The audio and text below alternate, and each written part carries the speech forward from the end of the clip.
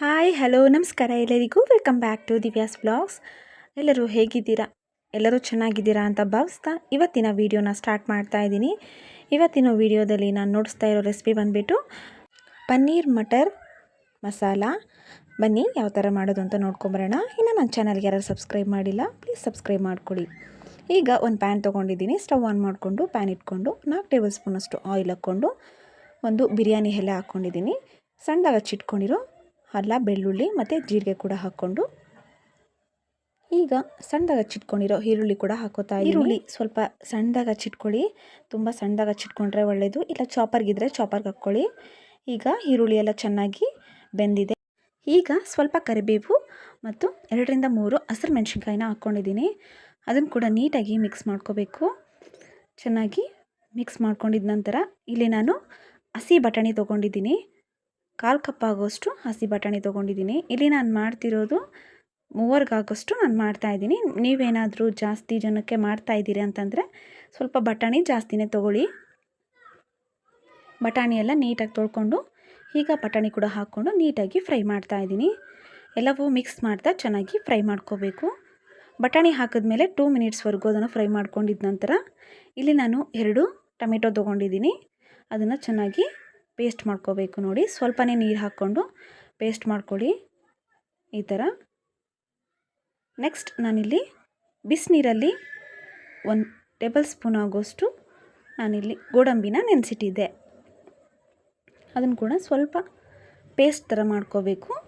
ಇದನ್ನು ನಾನು ಪಕ್ಕಕ್ಕೆ ಎತ್ತಿಟ್ಕೊಂಡು ಈಗ ಟೊಮೆಟೊ ಎಲ್ಲ ಹಸಿ ವಾಸನೆ ಹೋಗೋವರೆಗೂ ಚೆನ್ನಾಗಿ ಮಿಕ್ಸ್ ಮಾಡ್ತಾ ಫ್ರೈ ಮಾಡ್ತಾಯಿದ್ದೀನಿ. ಇದು ಕೂಡ ಒಂದು 5 ನಿಮಿಷದವರೆಗೂ ಇದು ಚೆನ್ನಾಗಿ ಫ್ರೈ ಆಗಬೇಕು. ನಂತರ ಇಲ್ಲಿ ರುಚಿಗೆ ತಕ್ಕಷ್ಟು ಉಪ್ಪು, ಅಚ್ಕಾರದ ಪುಡಿ, ಸ್ವಲ್ಪ ಅರಿಶಿನ ಪುಡಿ ಕೂಡ ಹಾಕ್ಕೊಂಡು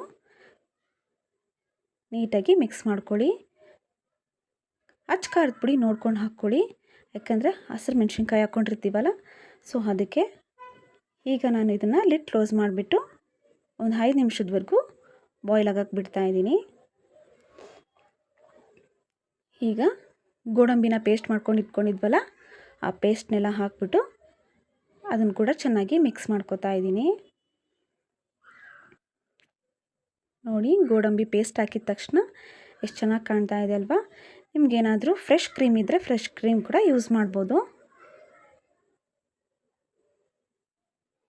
ಈಗ ಇದನ್ನು ಕೂಡ ಒಂದು 5 ನಿಮಿಷದವರೆಗೂ ನಾನು ಲಿಡ್ ಕ್ಲೋಸ್ ಮಾಡಿಬಿಟ್ಟು ಬಿಡ್ತಾಯಿದ್ದೀನಿ. ನೋಡಿ, ಈಗ ಚೆನ್ನಾಗಿ ಬಾಯ್ಲ್ ಆಗಿದೆ, ನೋಡ್ತಾ ಇರ್ಬೋದು. ಆಗಾಗ ಸ್ವಲ್ಪ ಮಿಕ್ಸ್ ಮಾಡ್ತಾಯಿರಿ, ತಳಕ್ಕೆ ಅಂಟ್ಬಿಟ್ರೆ ಕಷ್ಟ. ಸೊ ಈಗ ನಾವು ನೆಕ್ಸ್ಟ್ ಪ್ರೋಸೆಸ್ಗೆ ಹೋಗೋಣ. ಇಲ್ಲಿ ನಾನು ಕ್ಯೂಬ್ಸಲ್ಲಿ ಕಟ್ ಮಾಡ್ಕೊಂಡು ಇಟ್ಕೊಂಡಿದ್ದೆ ಪನ್ನೀರ್ನ. ಎಲ್ಲವನ್ನು ನೀಟಾಗಿ ಹಾಕ್ಕೊಂಡು ಅದನ್ನು ಕೂಡ ನೀಟಾಗಿ ಫ್ರೈ ಮಾಡ್ಕೊಳ್ಳೋಣ. ಚೆನ್ನಾಗಿ ಮಿಕ್ಸ್ ಮಾಡ್ಕೊಳ್ಳಿ. ಸ್ವಲ್ಪ ಪನ್ನೀರ್ಗೆಲ್ಲ ಉಪ್ಪು ಖಾರ ಎಲ್ಲ ಹಿಡಿಬೇಕು ನೋಡಿ. ಈಗ ಪನ್ನೀರ್ ಹಾಕಿದ್ಮೇಲೆ 1 ಟೀ ಗ್ಲಾಸಷ್ಟು ನಾನು ನೀರು ಹಾಕ್ಕೊಂಡು ಚೆನ್ನಾಗಿ ಅದನ್ನು ಕೂಡ ಬಾಯ್ಲ್ ಆಗಕ್ಕೆ ಬಿಟ್ಟಿದ್ದೀನಿ. 5 ನಿಮಿಷದವರೆಗೂ ಬಿಟ್ಟಿದ್ದೆ. ನಂತರ ನಾನಿಲ್ಲಿ ಸ್ವಲ್ಪ ಕಸೂರಿ ಮೇಥಿ, ಸ್ವಲ್ಪ ಕೊತ್ತಂಬರಿ ಸೊಪ್ಪನ್ನು ಹಾಕ್ಕೊಂಡು ಇದನ್ನು ನಾವು ಟೇಸ್ಟ್ ಮಾಡ್ಬೋದು.